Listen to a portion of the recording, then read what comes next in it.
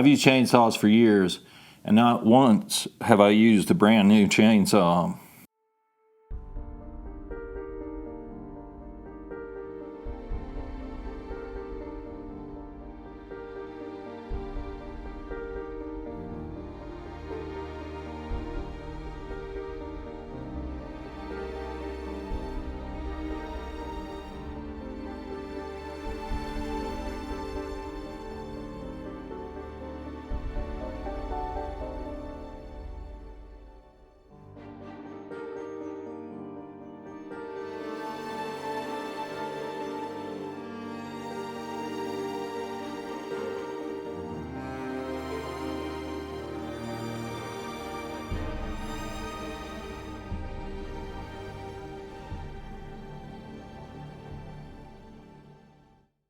I've checked out other videos that other YouTubers have produced about how to buy a used chainsaw, how to check out the saw to make sure it's in decent shape so that you get a good value for your money.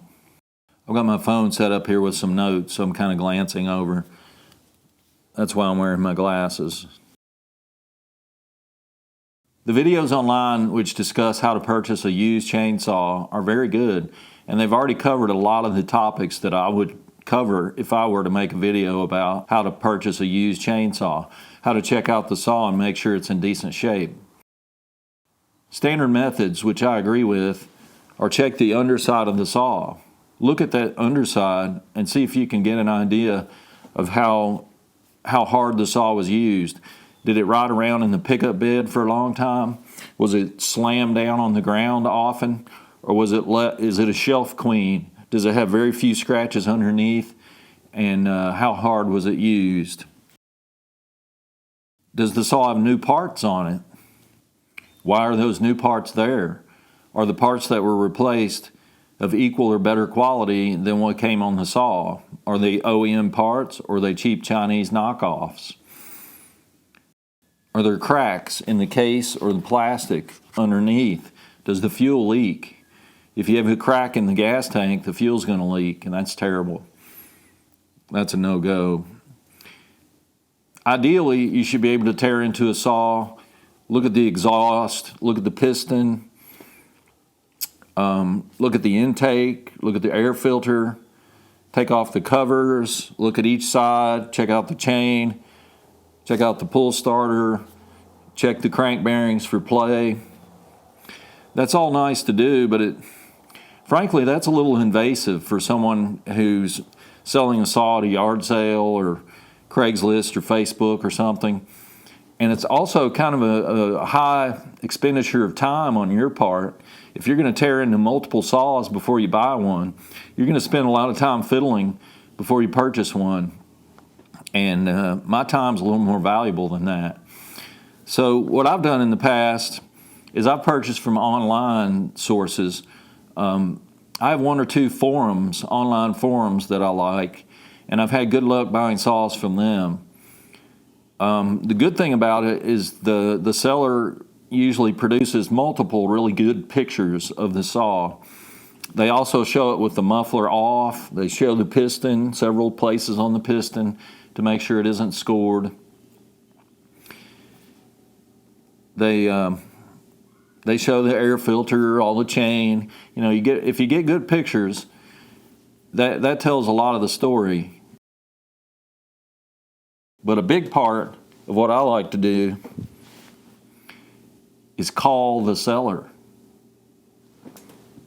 on the telephone.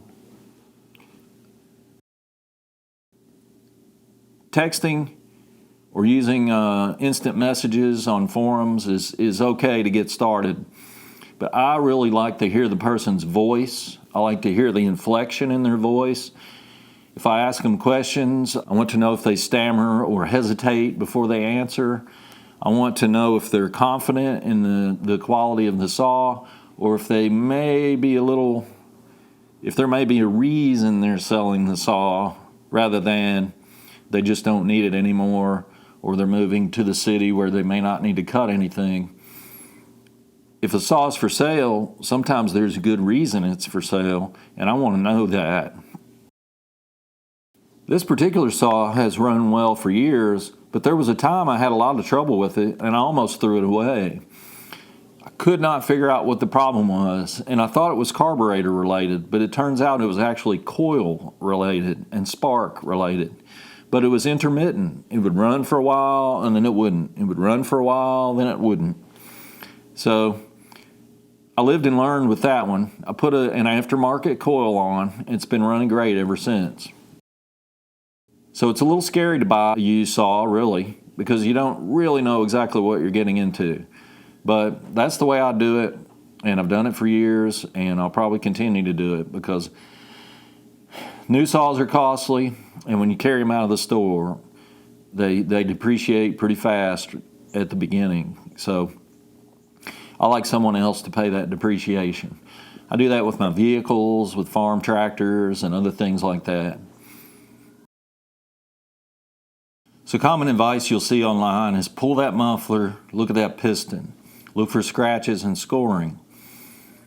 Well, there are only one or two videos online that have really touched on the different patterns you may see on a piston and what they indicate and what caused those scratches and damage. In this video, I'm going to use a computer-generated model to help show you exactly my theory about why these problems occur. I'm not a professional logger. I'm not a professional saw person. I'm a homeowner and a pretend farmer, but I am an engineer. I know engineers can screw up things as quickly as they can fix them, but I think I have some pretty good theories about why these things happen. And I think I can show it in a way that's a little more detailed than some other videos have covered. If you'll stick around and you want to go deeper, hang on a minute. Why do you check for scratches on that piston? Well, you want high compression in a chainsaw.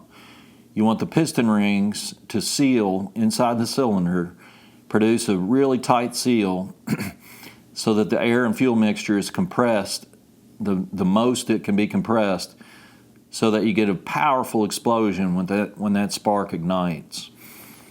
If there are scratches or damage inside the cylinder, the compression will be lower, and if it gets too low, the saw won't run at all, and it won't have good power. Why do people say pull the muffler off and look at the piston on the exhaust side?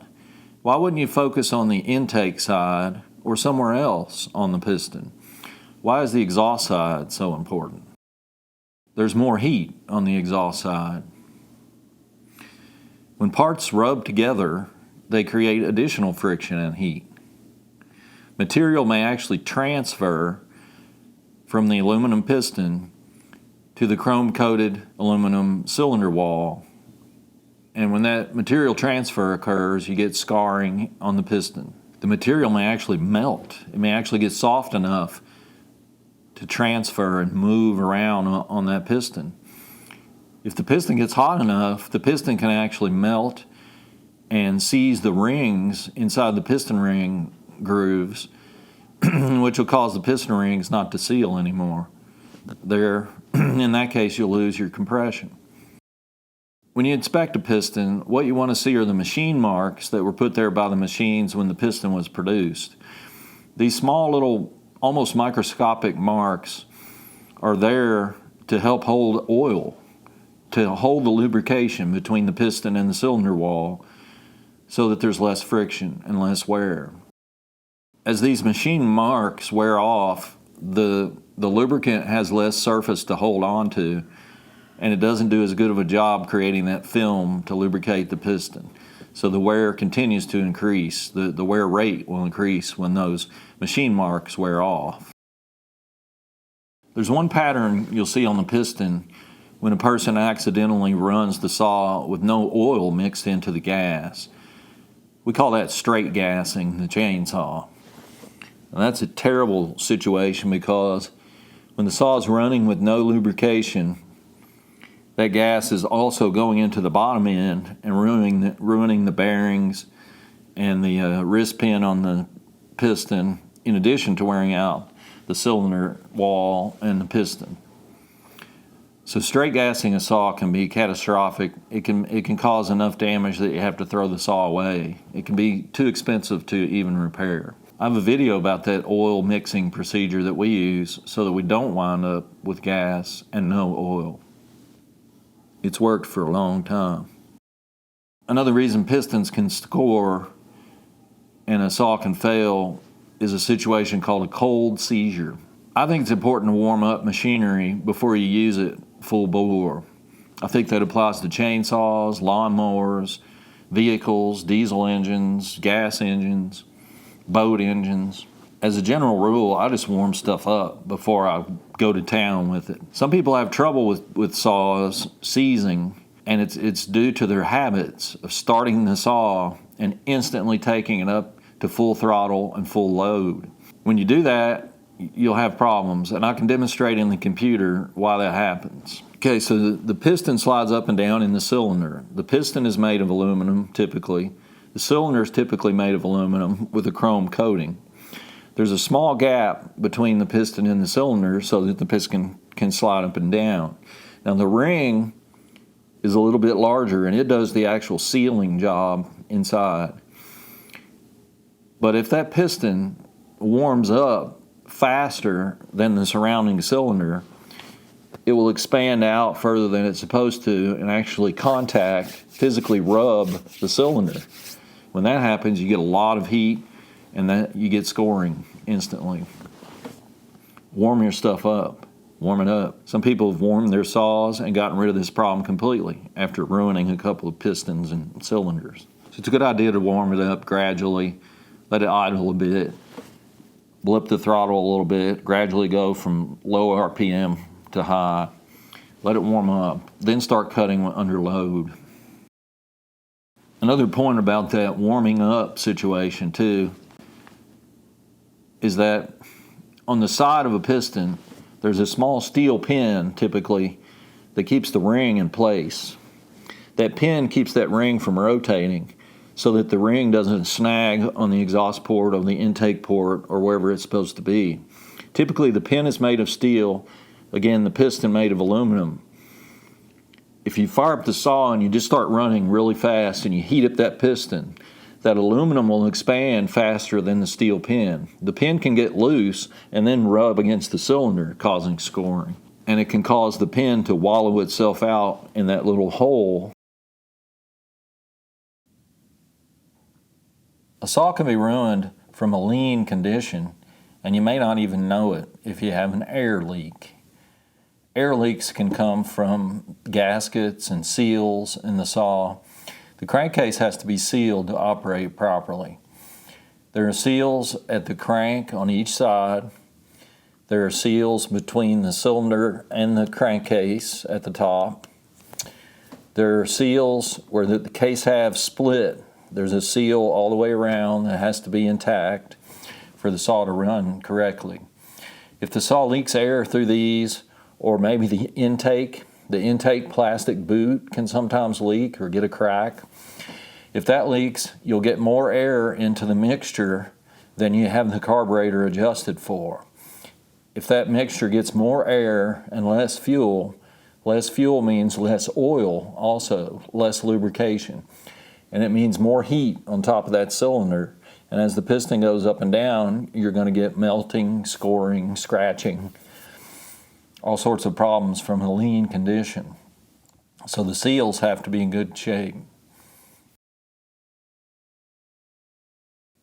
One other reason for a failed piston is excessive use. Some people just run their saws too hard. There have been cases where people started up a great modified, ported, brand new built saw and warmed it up properly, did everything right, but then ran it solid continually and overwhelmed the saw's ability to cool itself and burned up a piston.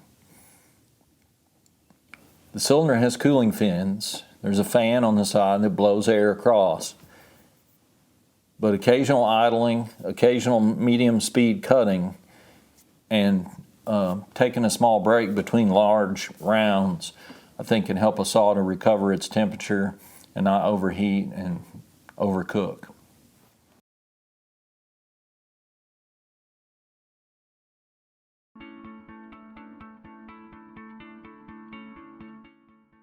Okay, we'll go over this model here. Cranks in yellow here, pistons in blue going up and down. You got the connecting rod. Intake is on the left, shown in blue to indicate it's kind of cool.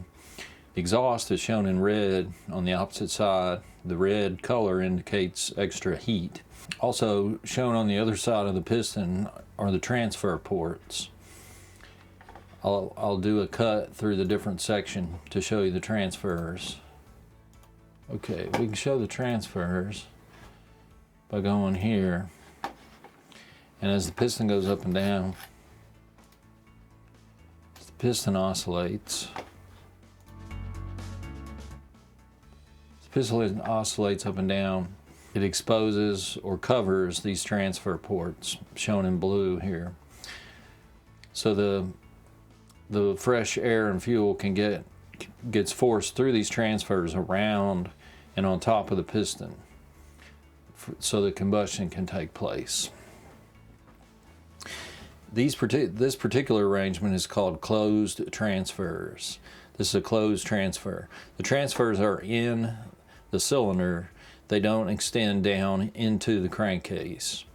So that's why they're called closed. They get closed off completely by the piston.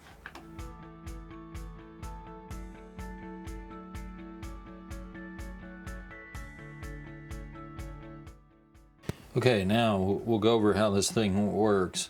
In general, I'll cover in general the operation of a two-stroke engine.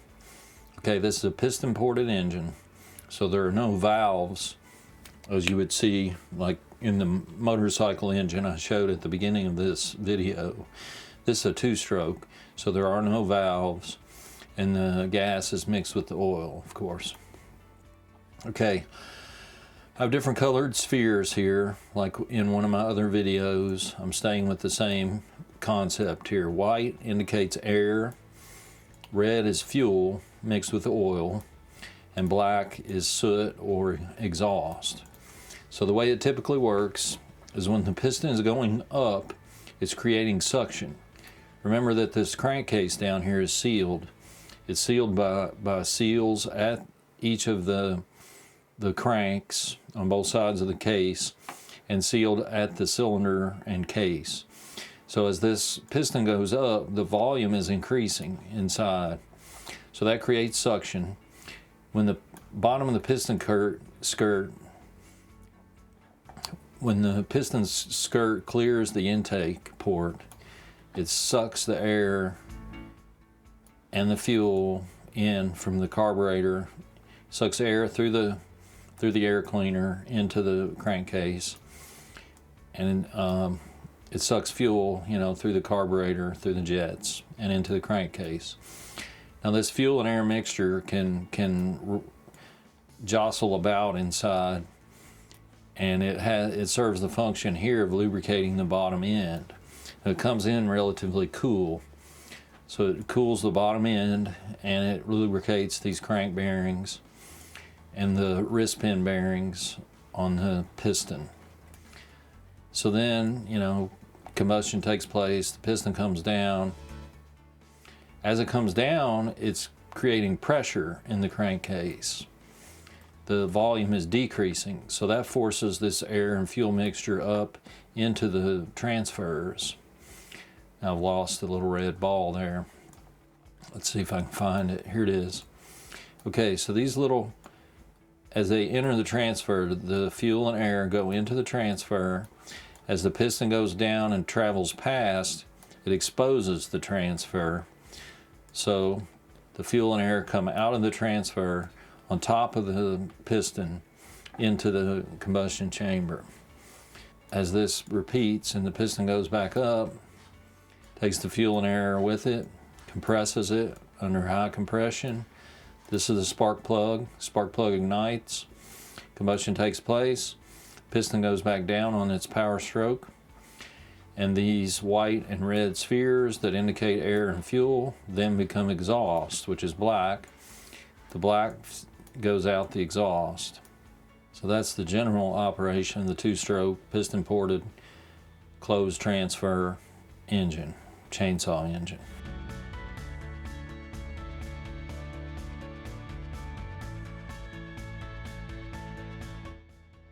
The first main reason that causes scoring on a piston is running a two-stroke engine with no oil in the gas. So if you do this, you get the air and fuel that gets pulled into the crankcase. But in this case, it's fuel only. There's no oil. So there's no lubrication, very little lubrication. So in this case, you're going to ruin these crank bearings down here at the bottom. You're going to ruin the crank bearing at each side of your crankcase, on the left and the right, clutch side and pull cord side. You're also probably going to ruin this wrist pin bearing up here under the piston. In addition to that, the cylinder walls don't have any lubrication, so the piston is going to wind up eventually getting really hot. It's going to swell, it's going to rub directly on the cylinder wall and cause all sorts of friction and heat. So it makes good sense that if you look through the exhaust port of this piston, you're going to see vertical lines on the piston because it's scratching, physically scratching as it moves up and down. And the highest heat location is at the exhaust. So if you picture the fuel and air coming in, it's somewhat cool down here at the bottom. Then it gets forced through the transfers. It's still relatively cool. It goes up here to the top. Combustion takes place, and then it's very hot. So as the piston travels back downward and this exhaust goes out through this exhaust port, this is the hottest point of the saw, hottest point of the engine, right here at this edge of the piston as that exhaust is traveling past to exit the saw. So obviously you're going to get tremendous heat right at the edge of this piston. You're probably going to melt the piston. You're going to seize these rings into their ring grooves. Then you're going to have very low compression, lots of scratching, lots of damage. That's the worst case scenario for a chainsaw. Okay, so the second case that causes scratches and damage on a piston is cold seizure. Cold seizure occurs when you crank up a chainsaw from a dead cold start, even in summer, just room temperature, ambient temperature, whether it's cool outside or hot outside. Crank up the saw and then go wide open throttle and start cutting under high load immediately. The problem with this is that if you look close at the saw, the piston, if you understand how they work, the piston does not actually touch the cylinder. It's the rings that do the sealing. The rings touch the cylinder. The piston has a little bit of space between the piston and the cylinder wall. But the problem is, when you start using the saw very aggressively, the heat causes the piston to expand at a faster rate than the cylinder because it gets to a higher temperature quicker than the cylinder. The piston has probably a third or less the mass of the cylinder. So it takes the cylinder longer for the heat to soak in. So you wind up with a temperature differential between the piston and the cylinder. So when that piston expands, there's not much room there. It can expand enough just due to thermal expansion that it physically touches the inside of the cylinder. When that happens and you get physical rubbing between the piston and the cylinder, you're going to have damage. So warming up a saw is the answer here. the best thing to do is start the saw, let it idle, and then blip the throttle a little bit, add a little bit of RPM, not much. Just let it gradually warm up until the cylinder and piston are at the same temperature and they're up to operating temperature. They'll be very hot to the touch at that point. Then you can start cutting with vigor and not damage your saw.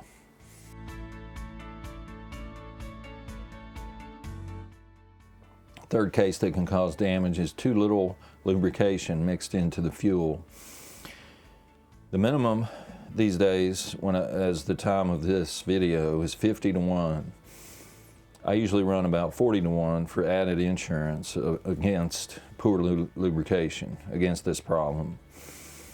If you have too much oil, too rich of a mixture, you may lose a little bit of power and get a few extra deposits in the saw from incomplete combustion. But you never risk running out of lubrication, so that's a trade-off I'm willing to take. Poor lubrication will result mostly in small scratches all over the piston, a little bit more toward the exhaust side. The lubrication may be marginal and just enough on the bearings and some of the piston, but the exhaust side, as it gets hotter, burns away that minimum amount of lubrication. There'll be small scratches on the exhaust side.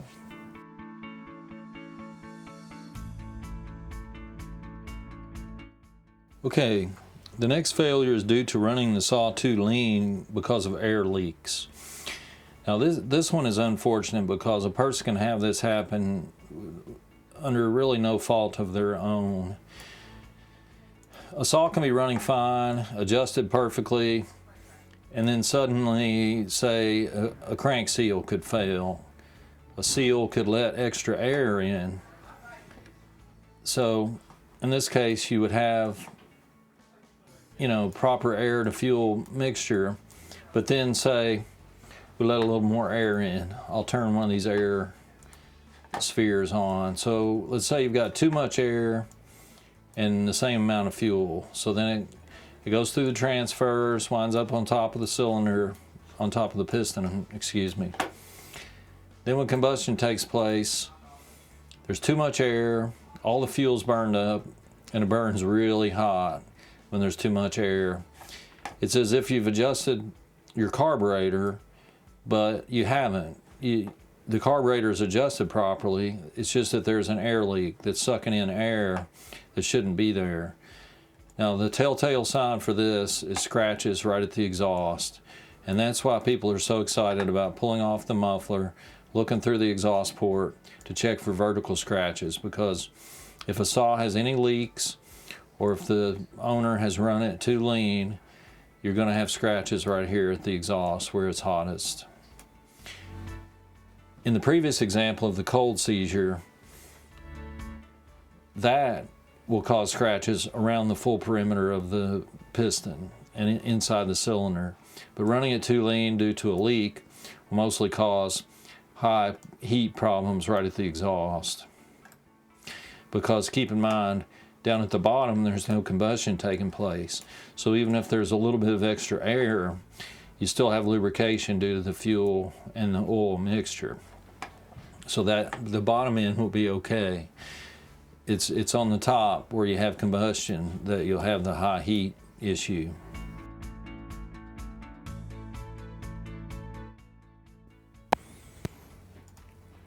Okay, the last cause of seizure and piston damage and scratches on a piston is caused by pure abuse, just overuse of the saw.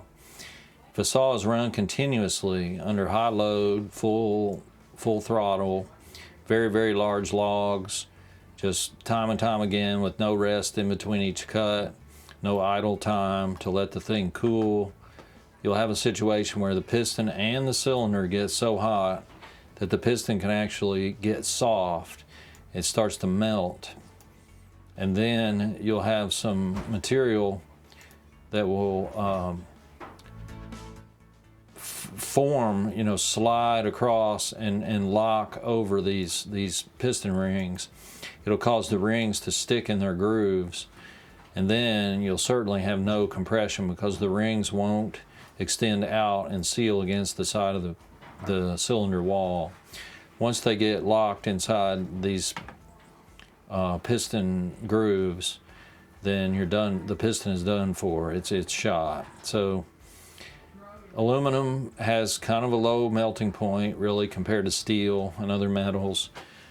So it just can't take the heat. The recommendation is to run the saw hard, but give it rest between cuts, a little bit of idle time, a little bit of low speed operation, just to give time for that heat to dissipate out through the fins and keep things running at a good temperature. All right, if you run into the situation where there are scratches all the way around the piston, that can be caused by situation number 1, straight gassing. Situation number 2, cold seizure, when you fail to warm up the saw adequately and the piston expands all around, scrubs the cylinder. You'll get these scratches in a distributed pattern. And also number 5 can do this too. You can just burn up the piston, melt it all the way around, lock your rings in place, and then you've got a ruined piston and possibly cylinder. Okay, so examples 3 and 4 that I gave in my demonstration will show scratches on the piston roughly in this configuration, kind of at the exhaust port. If you run the saw with too little oil in the mix, too little lubrication, it'll get hot and you'll get these scratches. If you have air leaks past your crank seals or the intake boot or a cylinder base gasket or your cylinder half gasket, then you'll run a lean condition and you'll also get these scratches at the exhaust.